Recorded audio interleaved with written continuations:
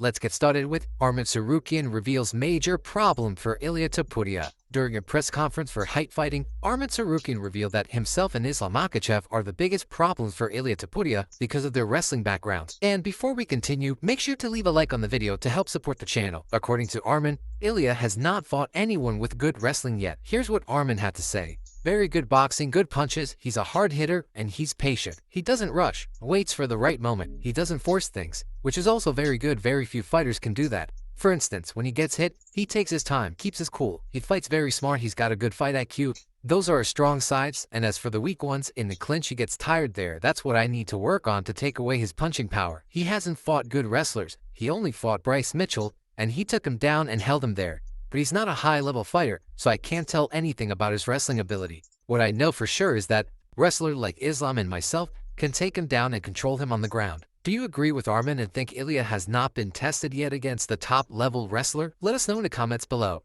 Nate Diaz calls out Ilia Topuria and Conor McGregor. In a recent interview, Nate Diaz said that if there was anyone he wanted to fight right now, it would be Conor McGregor or Ilia Topuria. He also revealed who he wants to box next if his MMA comeback doesn't happen. Here's what Nate said. If I could fight anybody right now, I would fight Conor McGregor. There ain't nobody else to fight really right now, you know. I mean, I would like for him to come back and just impress everybody first, but not that he needs to, but it would be great to see him back. Everybody hating on him, and it's like, and then that little Ilia Topuria, he's doing a really good job. He's a little small for me, but I think those two are probably the best fights. And then on the boxing side, obviously Canelo or Crawford. I ain't asking for nothing, but when I whoop someone, I'm gonna get them mother too, you know what I'm saying? With all due respect. So that's my plan. Dana White teases the White House card. Even though we're still a full year away, the UFC White House card has been the talk of the town and the MMA circles over the past week. During an appearance on the Pat McAfee show this week, Dana White dished on the card, saying that it'll be like the Vegas Sphere card, but on steroids. If Rhea Jones and Conor on the same card, plus a lot of other great fights, anything is possible and everything is possible for that card. If you said it's about a year from now, do you have a date already picked out? It's the 4th of July. It's the 250th anniversary of America. Yeah, holy. Is that the greatest thing of all time? I mean, yeah, it is. Yes, it is, by the way. Yeah, the flyover. Yeah, what word? Why? The flyover is about to be whole. Imagine, just think about what I'm going to do for this fight. And then think about what Trump is going to do for this fight. You know what I mean? It's going to be it's a one-of-one experience. Like when we did the Sphere, it's the Sphere on steroids. I mean, it's going to be a one-of-one event. There'll be nothing like it ever again. The possibilities for this thing are insane. Later in the day, White spoke to Barstool Sports' Robbie Fox about the card, saying that the card will be the biggest one the UFC has ever done. This is a Sphere one-of-one unique event that will never happen again, and I will blow the doors off this thing. I'm going to make this one of the greatest events of all time. It will be a full card, and it will be the best card we've ever done to date. As Dana indicated last week, when Donald Trump first announced his plans to host a UFC card at the White House, tons of fighters are eager to fight on this card. During the latest episode of the Overdogs podcast, Mike Perry revealed that he wants to fight on the card, and if he has his way, he and Conor McGregor will finally have a chance to throw down. Dustin Poirier reacts to the MMA community's comments about retirement fight. While fans have been hopeful that if Dustin Poirier emerges victorious from his trilogy fight with Max Holloway, he'll stick around to make one more run at the lightweight title, the Diamond is adamant that when he lays his gloves down on Saturday night, he's walking away for good. During an interview with Pavel Vyrebek, who was kind enough to let us use his footage, Poirier reacted to the rumors that he may stick around. This is going to be it. This is the last one. I'm content with everything I've done, and I'm ready for the next chapter of my life. Once I lay these gloves down on Saturday night, I'm never picking them back up. From the sounds of things, Poirier may not even be able to just jump back into the octagon post-retirement anyway. As he indicated in an interview with Shaquille Majori, he plans to start doing steroids once he walks away from the fight game. I might live stream it and see if I can get some money from ads or something. Maybe I should live stream me doing after this fight. Obviously, I've been tested almost my entire UFC career, but I'm not 100% going to do that. But I will go get mine. I never got my testosterone levels checked and all that stuff. I know the UFC, when I get tested, they all test our levels and stuff, but they don't send us the results. They just let us know we didn't have any banned substances. We don't know the levels. Now that I won't have that burden of getting random tested 8 a.m. in the morning, people knocking on my door, if my levels are low, maybe I will do it. Of course, just because Poirier is considering getting on testosterone post-retirement doesn't mean he can't re-enroll in the testing pool down the line. Daniel Cormier says Tom Aspinall needs Jon Jones for his legacy. Although Jon Jones is now unretired and a potential fight with Tom Aspinall is back on the table, Demetrius Mighty Mouse Johnson does not think that the newly minted undisputed champion needs a fight with Jon Jones to cement his legacy. But Daniel Cormier, on the other hand, disagrees. During an appearance on Mighty Mouse's YouTube channel this week, DC explained why Jones retiring with the undisputed title ultimately hurts Tom Aspinall's legacy. That lineal championship breaks. That line breaks, yep, when Tom goes from interim to champion. Yep, because Jon never gave him the opportunity to fight him. But either that Francis never gave Jon Jones, Francis was going to give Jon an opportunity. Jon wasn't ready to take it at the time. Exactly, right? So there you have that same sort of game breaking. Francis left, yep, made a boatload of money. So in retrospect, Francis probably made the right decision because he got so much money to box. Exactly.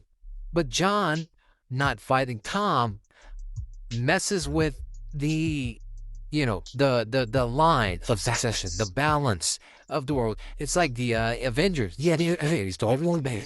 Yeah, he needed to fight him. I wish he would have fought him but I think he's not fighting him for one reason and one reason only. He doesn't want to put the work in that he needs to. As some fans were quick to point out in the reply section, technically, the lineal championship line was broken when Francis Ngannou left the UFC. After Ngannou and the UFC parted ways, the heavyweight title was vacant until Jon Jones defeated Ciryl Gane on the UFC 285 card in 2023. Patricio Pitbull reveals mistakes during UFC debut. This weekend, Patricio Pitbull will look to pick up his first win inside the octagon when he collides with Dan Ige on the UFC 318 card. After spending years being considered one of the best featherweights outside of the UFC, Pitbull came up short in his UFC debut back in April, dropping a decision to Yair Rodriguez on the UFC 314 card.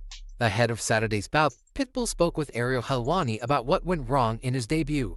I was very calm, and that was my mistake. For 10 years in Bellator, I was fighting for the title, so it means 25 minutes fighting. I didn't adjust to that for the 3 rounds. I started too slow. I'd love to be more violent from the beginning because the first 2 rounds, I didn't really turn it on to the 3rd round. With Fight Week underway, Pitbull is rolling into Fight Week in style. According to Aaron Bronstetter, Pitbull was seen driving around in a Dodge Charger used in the Fast and Furious franchise. Heading into the fight, Pitbull is currently unranked on UFC.com. However, with a win over Ige, who is ranked number 11, he'll likely wind up cracking a top 15. UFC updates. Heading into this weekend's UFC 318 card, let's take a look at today's UFC updates, starting with an all-new card in Perth, set for September 27th in the United States, September 28th down under. The UFC announced the event via social media on Tuesday. However, so far, there's been no word on who might wind up headlining. Additionally, heading into this weekend's card in New Orleans, the UFC has signed 2 Polish fighters, Robert Ruszala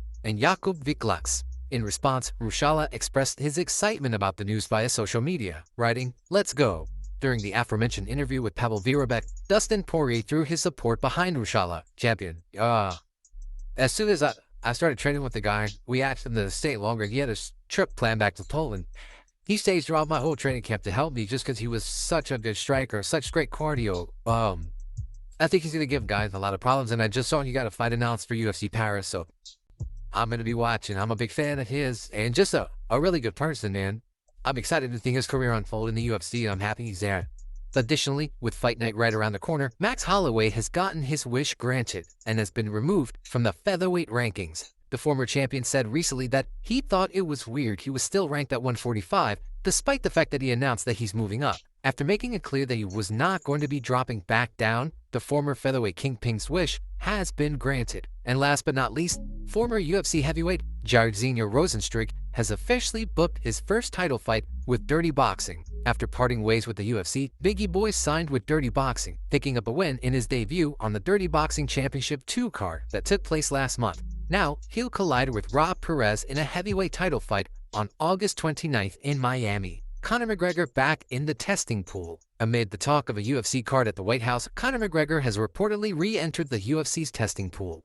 During an appearance on the Ariel Helwani show on Tuesday, BKFC founder David Feldman relayed news from McGregor, who indicated that he's back in the testing pool with plans of fighting out the remaining 2 bouts on his UFC contract. "I'm in the testing pool. I'm getting ready to make my comeback. I'm going to fight on that big White House card, and then I'm going to have another fight, and then we can talk. If McGregor does fight out the remainder of his contract, he'll hit free agency and will be eligible to sign with whatever promotion he wants. Because of that, Ariel Helwani had theorized previously, before McGregor's comeback against Michael Chandler was booked, that the UFC was icing him out to prevent him from hitting free agency.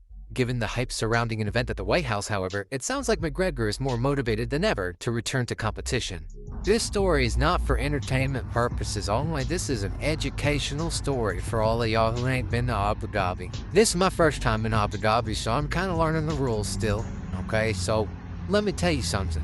In Abu Dhabi, a changing room is not a changing room. You do not change in the changing room.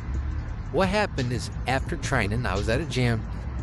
I took a shower, and I go from the shower to the changing room, which is right next to the showers, and I go out of the shower butt into the changing room to change into my clothes. There were 6 Muslim men in that changing room, and they had them full white gowns on head to toe. You already know what I'm talking about. Apparently, me being greatly offended them, to the point where I thought that they might actually start a fight with me.